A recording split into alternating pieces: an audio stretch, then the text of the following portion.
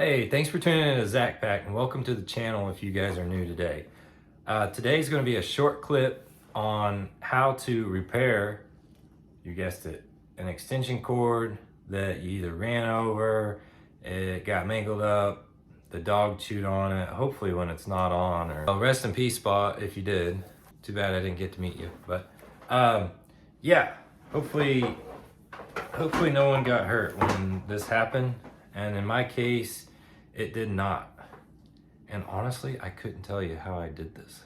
I got about 5 of these like this. So today I am working on my extension cords. The brand I'm going to be using today is called Woodhead, and I'm going to be using basic tools, guys. You really don't need much. Just get a Phillips and a flathead and your replacement end plug and a sharp knife.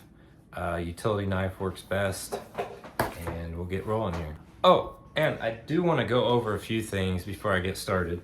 Here is another cord here. This is a good time to replace the end on this because this can be very dangerous. Especially you're putting your hand on there, pulling it apart.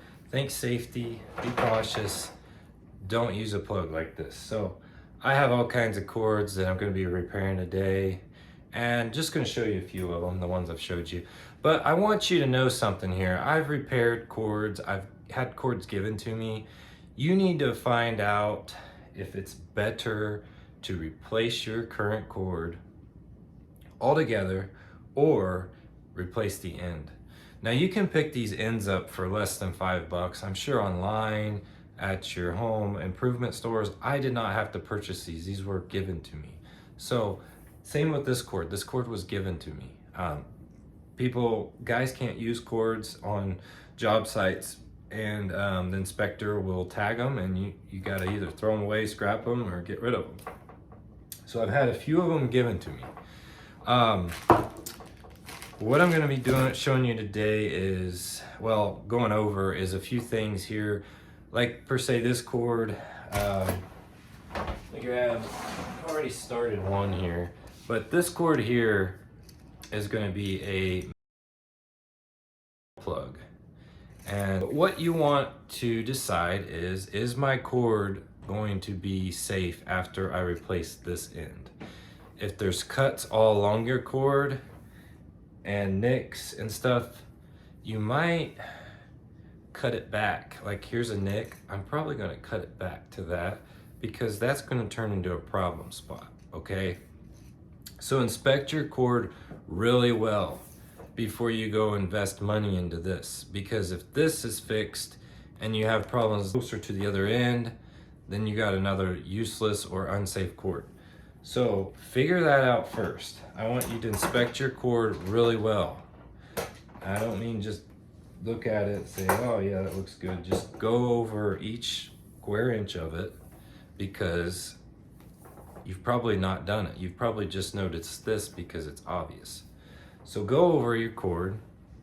Secondly, I want to let you know something. When you replace these cords with these big ends, they're not going to fit in every little thing and work for every little thing. Like, let's say I've had adapters where you go to plug in your cord like this, and oh yeah, it fits great, but you throw this big head on there and oh, all of a sudden it doesn't fit in the right cord anymore. Like some of these Christmas lights, they have they'll have like a closure on the end, helps keep water out. Some tools have different ends, weird ends. I'm trying to think of a good scenario.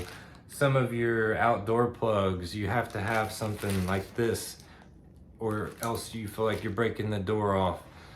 Decide what you're plugging this into and what you're going to be using it for ultimately, and find out if it's even going to be worth it, or just to go buy a new one, a brand new one. Sometimes I'll be honest, it's better just to go buy a brand new. But this cord here I'm going to be using I've been using it for my globe plugs on my diesel pickup. So I don't have an issue replacing this. Besides that, it's going to be used in construction, plugging a table saw into an adapter.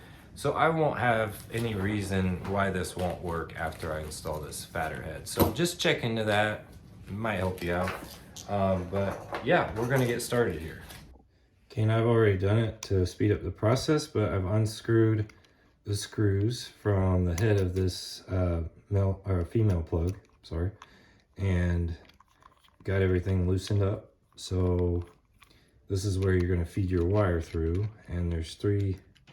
You got to do this right, or you're going to be mad at yourself once you get it all together and realize that you left this piece off or something like that. Because here we go, guys. I'm going to be showing you my tools, and then we're going to get started. These are just old junker tools I had laying around. Again, nothing fancy. We don't even need wire strippers for this, but if you want to, go for it. But you do need something at least with a cutting edge, like tin snips, anything that will cut through wire, other than don't use your wife's kitchen scissors, or just trust me, don't use them. Okay, so here we go. We're gonna cut this off here. Actually, no, we're not. Guess what? I told you to inspect your wire. This is when you're gonna go and make sure you're cutting off the bad part. So I found a part that I did not like. Okay, here we go. I can honestly say I think this was my fault. This is definitely a safety issue though, because I can see a piece of wire. So what we're gonna do is clip this off. We're only losing like 3 feet. So, ooh, these are all junkers, so bear with me here. I didn't really like those. I would usually be using my lineman pliers for this, but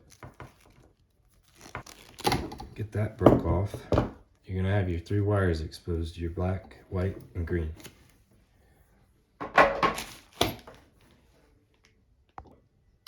Feed the wire through. So what we're gonna do is I do this first before I even start cutting anything else, because I don't want to forget this step, because, well, then you just have to take it all back apart, and that's no fun. So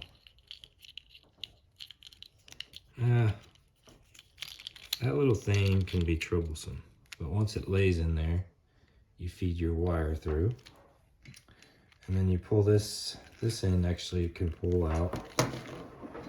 Well, yeah, that pulls out, so it's a 3-piece replacement end. And again, run this through. Once you got that through, you can send it on down the line. You want to make sure this is going on right. Those 3 holes should line up, but this goes through the center. And then I'm going to use what I've already cut as a gauge, and hopefully it helps you guys out. So this is about, oh, I'd say 1.5 inches from the wire that's not exposed. So you can kind of see there. And actually,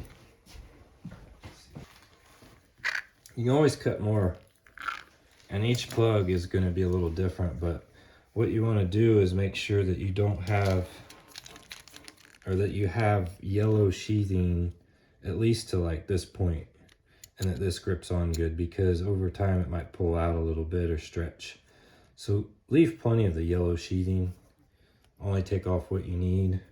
I mean, if you look at the end of the plug, it's going to have to go like this, and then you're going to land it shortly after it goes through everything. So yeah, don't cut too much off. And then what we're going to do, oh yeah, this is where you got to be a little careful, but I like to just do a little line and cut all the way around. You can cut too far, and if you're new to this, you just have to cut that section off again and start over, and you're well, I hate to say it, your cord's going to be about 1.5 inches shorter.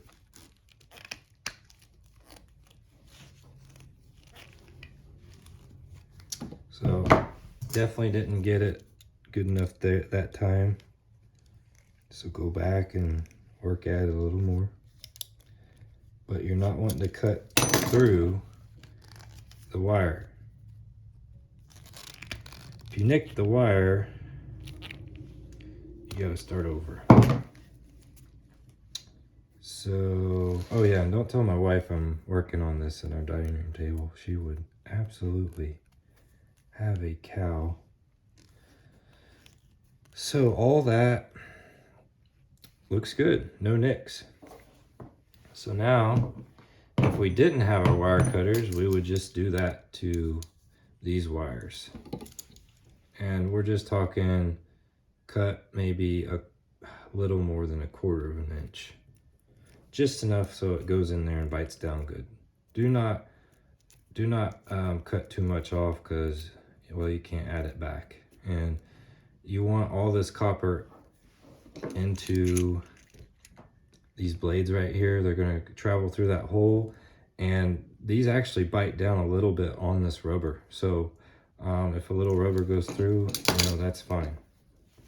So what I'm going to do here, since I got these handy dandy wire cutters, you don't have to have the exact wire on these, just don't crimp down super hard.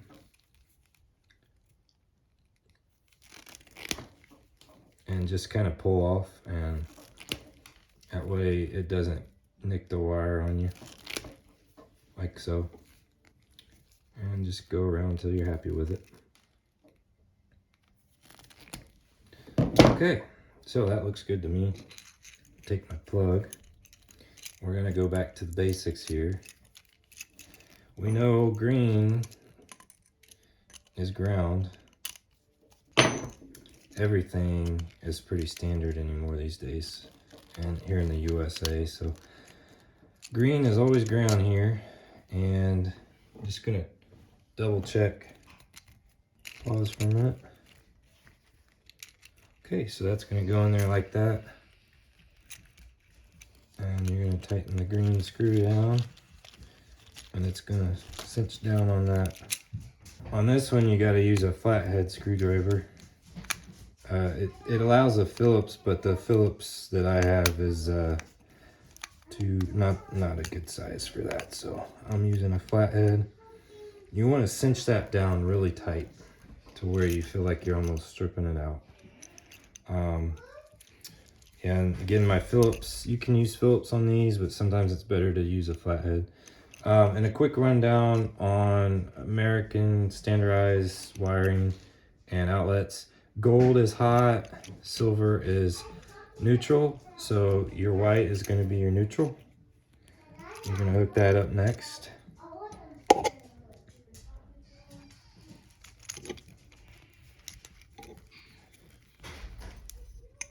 And again, just cinch it down nice and tight so that you feel like you're dang near gonna stab the palm of your hand. It's gonna slip out, but don't do that, please.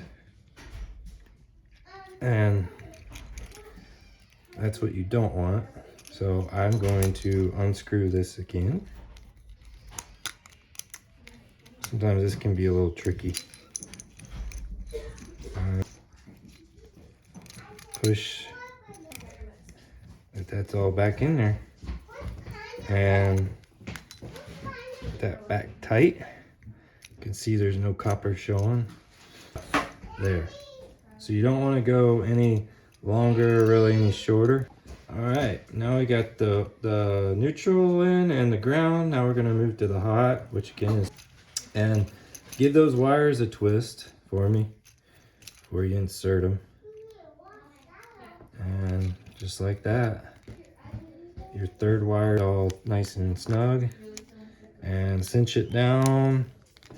Sorry, I got some background noise here. I'm gonna work around. Family's getting stirred up now. Here we go. We're gonna tighten that down, and you're gonna see that's all nice and good to go. And that's gonna, it just allows enough wiggle room to where you can move those wires around. And again, don't make this too long because you don't want these wires exposed way out here. So keep it nice and simple. Don't go overboard with it.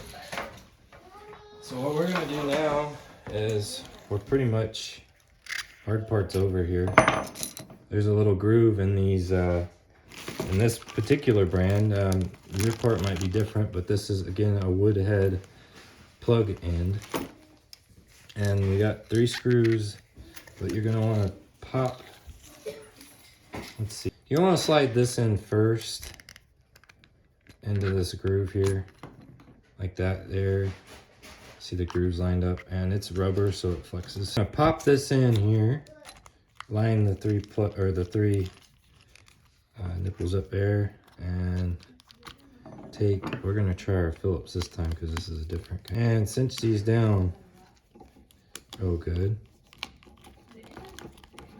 Okay, here we go.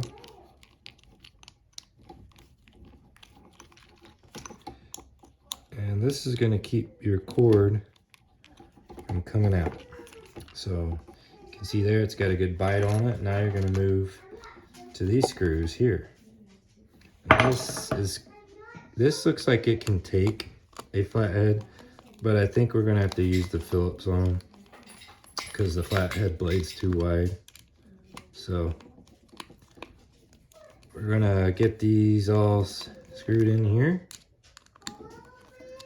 And like so. There's our last screw.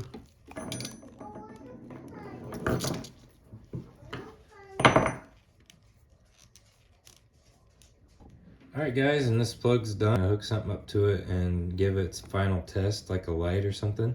I will say this, I had to think about this again because I thought something was loose, but this plug actually flexes a little bit, and it's designed to be like that. So this is all nice and tight, and this is nice and tight in the head here and the rubber surround, so it's good to go. And it has a little bit of flex. So hope this video helps, and it's going to be the same process for a male end plug adapter, replacement end. So thanks for watching.